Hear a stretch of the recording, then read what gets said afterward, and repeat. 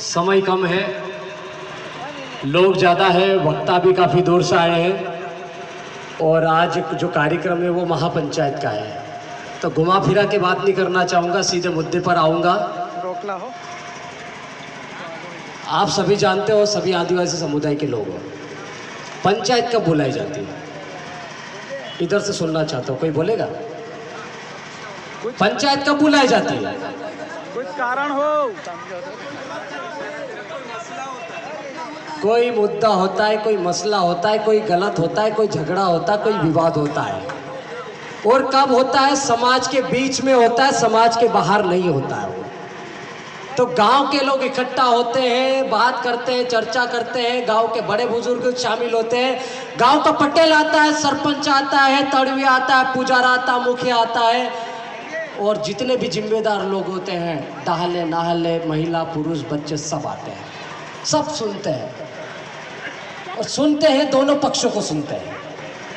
हमारा समाज आजकल मुझे ऐसा लग रहा है कि 2013 के बाद ज़्यादा हवाई करने लग गया है, बहुत ज़्यादा उन्नति कर रहा है, एक ही दिन में दो पंचायत कर रहा है। भाई एक गांव में कभी 2 पंचायत होती क्या?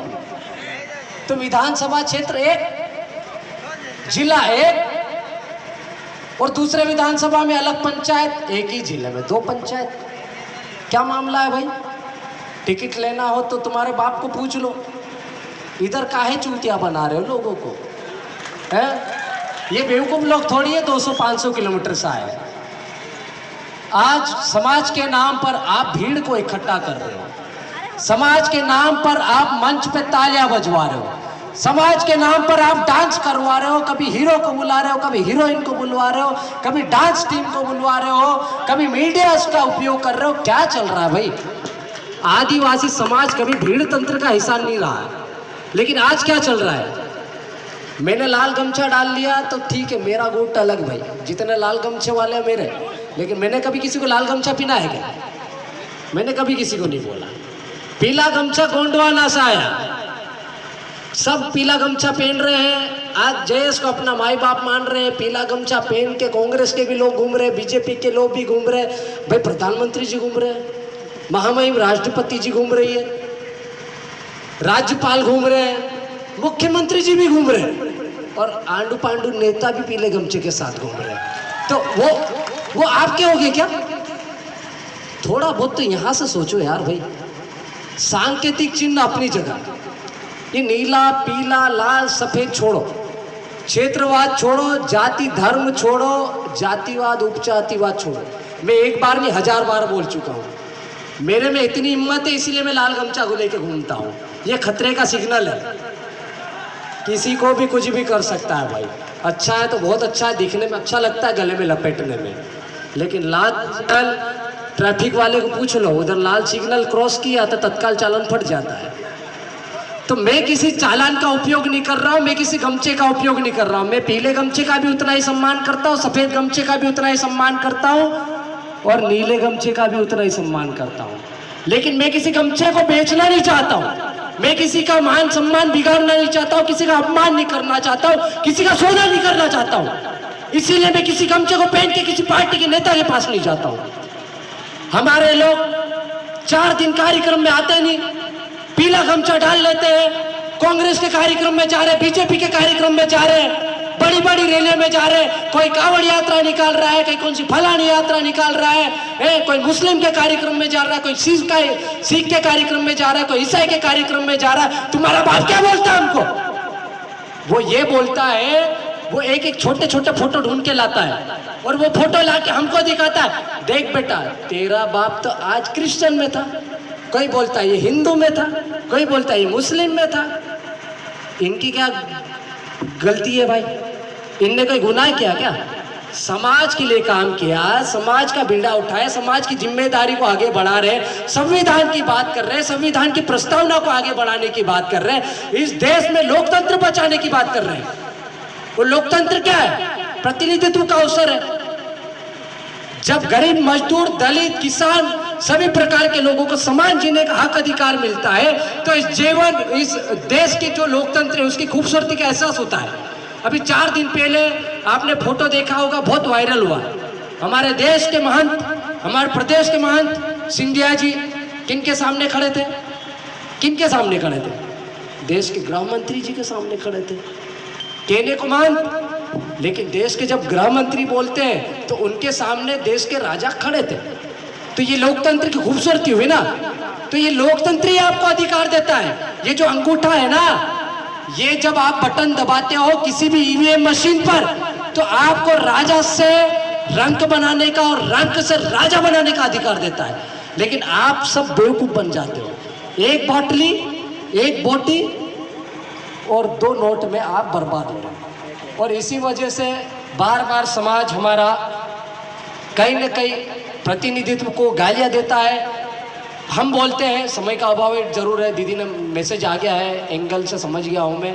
2 मिनट में बात खत्म कर दूंगा। बड़ी मुश्किल से मुझे ऐसा लग रहा था, कार्यक्रम छोड़ा मैंने होशंगाबाद का। लाल सिंह भाई का भी फोन आया, उधर कुक्षी में भी कार्यक्रम शुरू हो गया, उधर भी जाऊंगा। मैं तो जो बोलता हूँ सीधे बोलता हूँ भाई, छाती ठोक के बोलता हूँ। मैं पीठ के पीछे कोई काम करने वाला आदमी नहीं हूँ। मैं यहाँ से कुक्षी भी जाऊंगा, यहाँ जो बोल रहा हूँ वो भी वहाँ बोलूंगा। लेकिन आप लोग समाज को मत बांटो। हमने किसी को बांटने का काम नहीं किया। नीतीश सलाव ने कभी ये नहीं बोला कि लाल सिंह बर्मन क्या मत जाओ, हीरा लावा के मत जाओ, कि आनंद राय बन जाओ, कि विक्रमाचार्य बन जाओ, कि लोकेश मुजाल्दा बन जाओ, कि नीतीश सलाव बन जाओ, कि महेंद्र कन्नौज बन जाओ। हम लोगों ने ये सोचा है कि गमछे छोड़ो, पार्टी छोड़ो, संगठन छोड़ो, व्यक्ति छोड़ो, विचारधारा को पकड़ो। जब आप विचारधारा को पकड़ोगे ना तो समाज आपका जिंदा रहेगा। हम किनकी विचारधारा पे जिंदा रहे? ये जो ऊपर फूटा दिख रही छोटी छोटी ऊपर ढकी हुई है, आज बिरसा मुंडा को हम याद कर रहे हैं, टंटा भील को याद कर रहे हैं, राणा फुंजा भील की मूर्तियां स्थापित कर रहे हैं। क्यों भाई? मेरा बाप था क्या? ऐसा तो नहीं है। क्यों कर रहे हैं? हमारे पूर्वज थे, हमारे योद्धा थे, हमारे समाज के वो पूर्वज है, खत्रीज है, वो भगवान है, जिनकी वजह से आज मैं अच्छे कपड़े पहन के घूम रहा हूँ, मैं आज अच्छी नौकरी कर रहा हूँ, मैं आज अच्छी गाड़ी में घूम रहा हूँ, मैं आज अच्छे से जीवन यापन कर रहा हूँ। ये किसी ने भीख में नहीं दिया है, ये हमारे पूर्वजों का स्वाभिमान था, जिन्होंने अपना सर कटा दिया लेकिन अपना स्वाभिमान नहीं बेचने दिया। लेकिन हमारे लोग टिकट के पीछे भाग रहे हैं यार, सब कांग्रेस बीजेपी। भाई आप स्वतंत्र नेतृत्व की बात कर रहे हो, क्यों नहीं कर रहे हो? अपना दम दिखाओ ना। हमारा ट्राइबल क्षेत्र है, मैं बोलता हूँ झाबुआ, अलीराजपुर, खरगोन, बड़वानी, धार में हम चाहे तो क्या नहीं कर सकते। आप 47 सीट भूल जाओ, मैं डंके की चोट पे बोल रहा हूँ, 47 भूल जाओ, 15 विधायक लाके दिखा देंगे। बड़ी बात नहीं कर रहा, 15 विधायक लाके दिखा देंगे। लेकिन आपका स्वाभिमान तो उधर जा रहा है भोपाल में बार बार बिकने के लिए। आप जिनको गमछा पहना के यहाँ पर बिठा रहे हो, माला अर्पण कर रहे हो, जिनको हीरो बना रहे हो, कौन देखो देखो कौन है, आदिवासी शेरा है, साला वो सबसे बड़ा गद्दार निकलता है। तो ये क्या दलाली भाई? विधायक को, सांसद को गाली देने से काम नहीं चलेगा। अपने अंदर झांक लो, पहले अपने अंदर देख लो, हमने किनको वोट दिया, कौन सी मशीन पे बटन दबाया, क्या खा के दबाया, क्या पी के दबाया, कितना पैसा लेके दबाया, उसके ऊपर क्यों नहीं आकलन करते हो भाई? राजस्थान में क्या कारण है कि 2 विधायक बिना पैसे के बन जाते हैं और मध्य प्रदेश में क्यों नहीं बनते? उस पे क्यों नहीं आप पर बात करते हो, उस पे क्यों नहीं चर्चा करते हो? यही कमजोरी आपके अंदर की है जो बाहर निकल के नहीं आ रही। आप वर्चस्व की लड़ाई लड़ रहे हो, आप संगठन की लड़ाई लड़ रहे हो, आप क्षेत्र की लड़ाई लड़ रहे हो, आप समाज की लड़ाई नहीं लड़ रहे हो। मैं बता दूं, आज आपको प्रदेश अध्यक्ष भी बनना है, आपको राष्ट्रीय अध्यक्ष भी बनना है, आपको अंतर्राष्ट्रीय अध्यक्ष भी बनना है। आपको समाज को नहीं देखना, मैंने सबको देख लिया, सबको भुगत भी लिया है।